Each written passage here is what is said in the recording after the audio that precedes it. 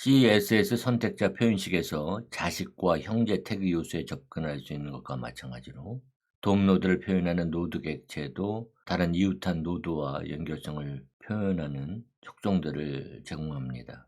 여기 그림에서 차일드 노드 속성은 모든 자식 노드의 컬렉션인 노드 리스트 객체를 반환합니다. 각 노드는 태그 요소와 텍스트, 주석까지 포함합니다. 태그 요소는 node.element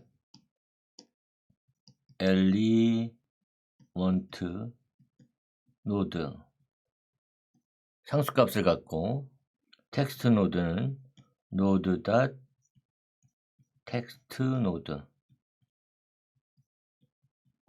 상수값을 갖습니다. 그리고 주석은 node.commentNode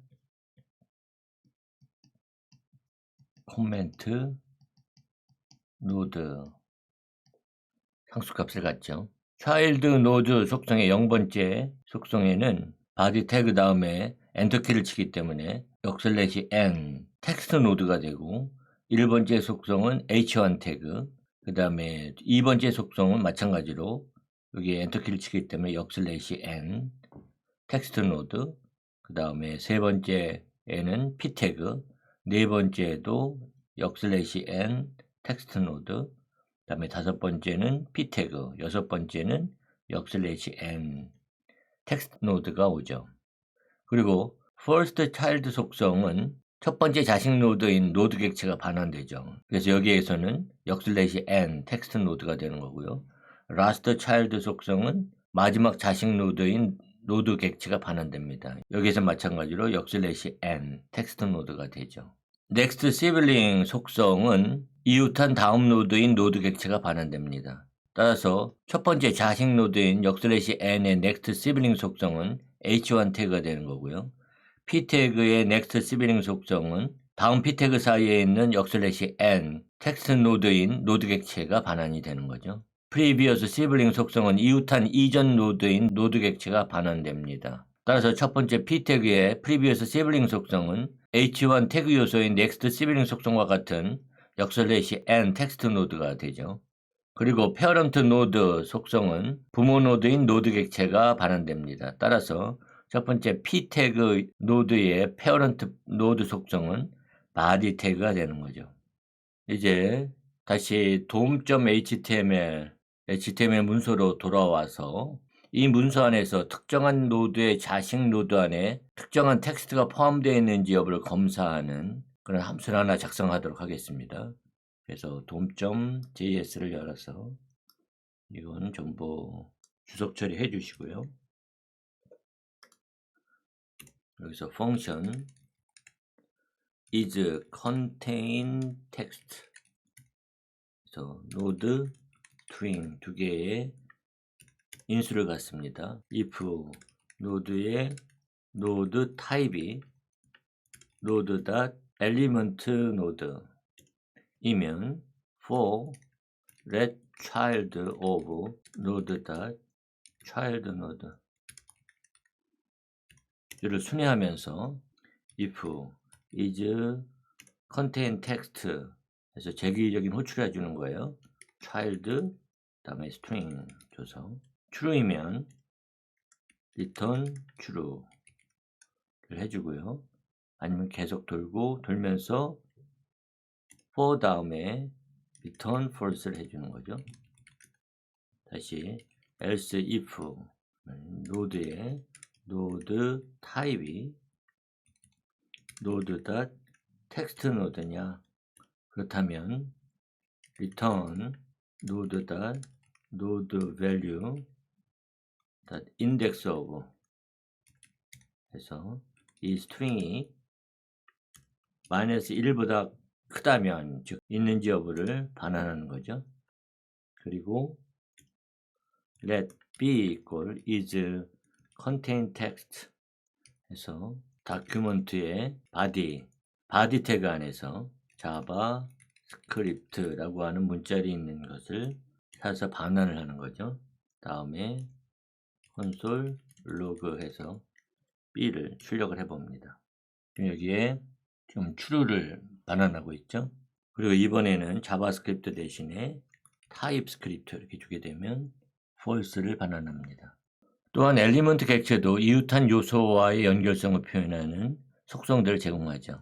그러나 노드 객체가 텍스트와 주석 노드와 같은 태그 요소가 아닌 노드도 포함하는 반면에 엘리먼트 객체는 태그 요소 노드만 포함합니다. 엘리먼트 객체의 children 속성은 모든 자식 요소의 컬렉션인 HTML 컬렉션 객체를 반환합니다. 그래서 0번째는 h1 태그, 1번째는 p 태그, 2번째도 p 태그를 반환하죠.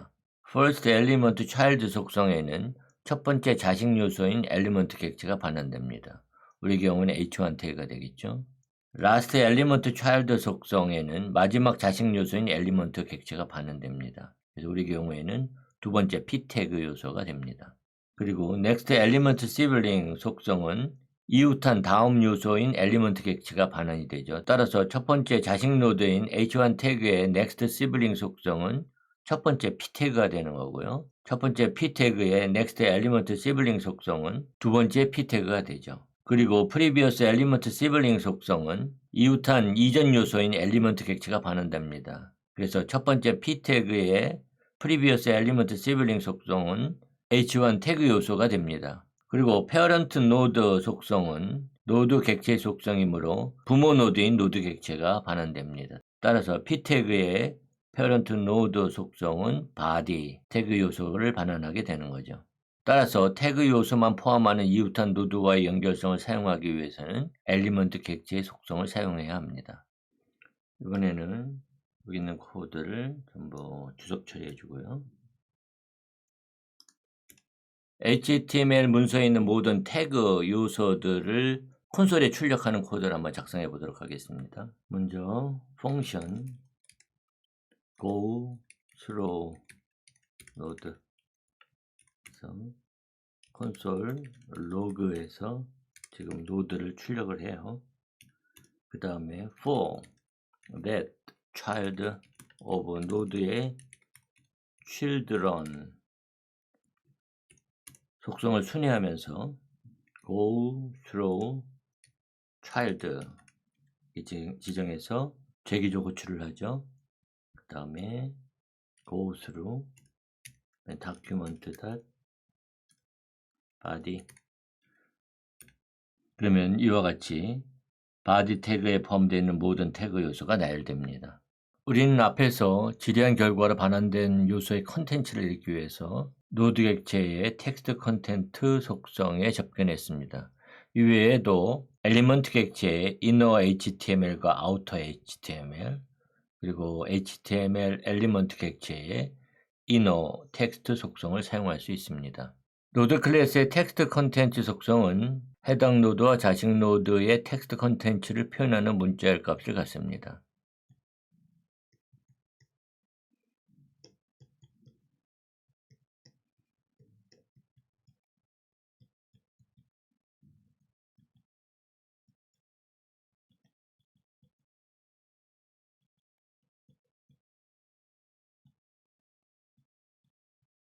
엘리먼트 클래스의 inner HTML 속성은 태그 요소의 마크업 컨텐츠를 표현하는 문자열 값을 갖고요.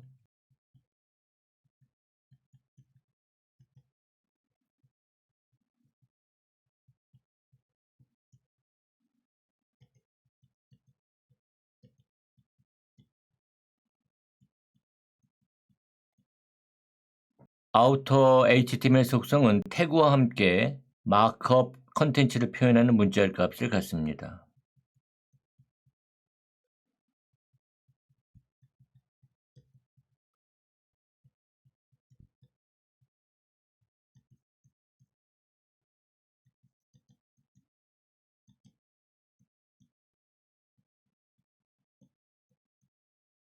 그리고 HTML 엘리먼트 클래스의 inner 텍스트 속성은 태그 요소에 렌더링된 텍스트 컨텐츠를 표현하는 문자열 값을 갖습니다.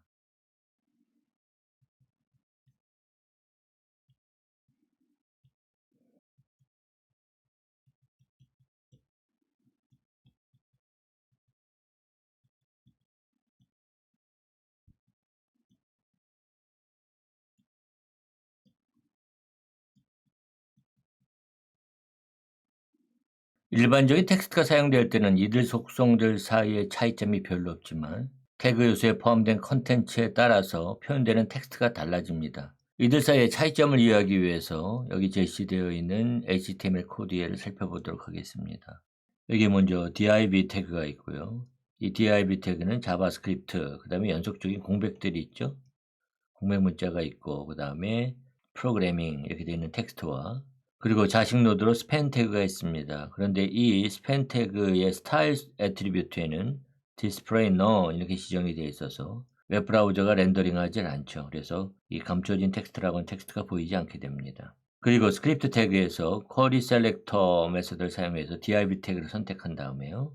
이 div 태그의 텍스트 컨텐트 속성 값을 읽어서 출력을 하고 inner html 속성 값을 읽어서 출력을 하고 outer html 속성 값을 읽어서 출력하고 또 inner text 속성 값을 읽어서 출력하고 있습니다. 그리고 이 html을 이제 실행해 보면요.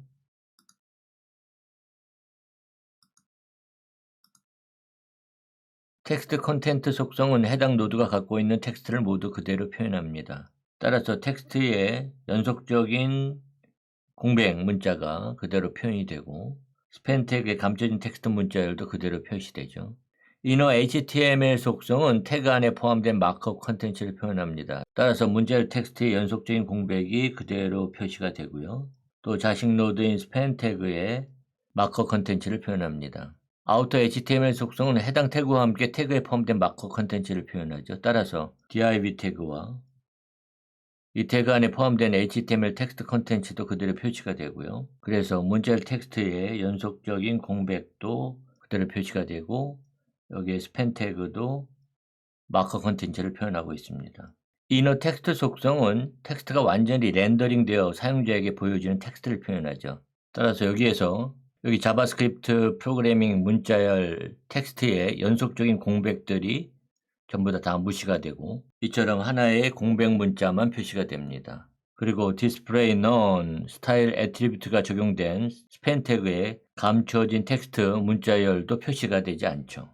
그래서 웹브라우저가 표현한 것과 같은 동일한 컨텐츠만을 갖습니다.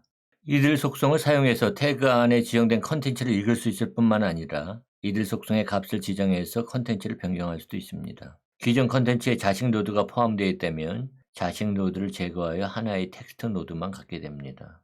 여기에 이전 코드에서 버튼 태그를 하나 더 추가했습니다. 그리고 여기에 change content 이벤트 핸들러를 추가했죠. 이 이벤트 핸들러 안에서는 div 태그의 텍스트 컨텐트 속성에 react programming이라고 하는 문자를 저장하고요. 그 다음에 HTML 문서의 body 태그를 전체 출력하고 있습니다. 그래서 변경 버튼을 클릭하게 되면 여기 div 태그는 자식 노드는 제거되고 react programming 텍스트 노드만 갖게 됩니다. 이번에는 얘를 주석 처리하고요. div 태그의 inner html 속성에 react programming 다음에 p 태그 안에 선수 조건 자바스크립트 프로그래밍을 포함하는 문자열을 저장하고 있습니다. 변경 버튼을 클릭해 보면은 이처럼 div 태그가 표시되고 있죠. 그래서 react 프로그램이라는 텍스트와 또 자식 요소로 p 태그를 포함하고 있습니다. 그리고 이 p 태그는 선수 조건 자바스크립트 프로그래밍 텍스트를 포함하고 있죠. 마찬가지로 주석 처리해 주고요. 이번에는 div 태그의 outer html 속성에 h1 태그로 리액트 프로그래밍과 p 태그로 선수 조건 자바스크립트 프로그래밍을 포함하는 문자를 저장하고 있습니다. 그리고 변경 버튼을 클릭하면 이제 div 태그 대신에 h1 태그와 p 태그가 이렇게 표현되고 있죠. 이처럼 outer html 속성은 자신의 태그 자체를 변경시킵니다. 따라서 태그 요소의 텍스트 컨텐츠만 변경하는 경우에는 텍스트 컨텐츠를 사용하고 HTML 마크업 컨텐츠를 변경하는 경우에는 inner HTML을 사용하는 것이 좋습니다.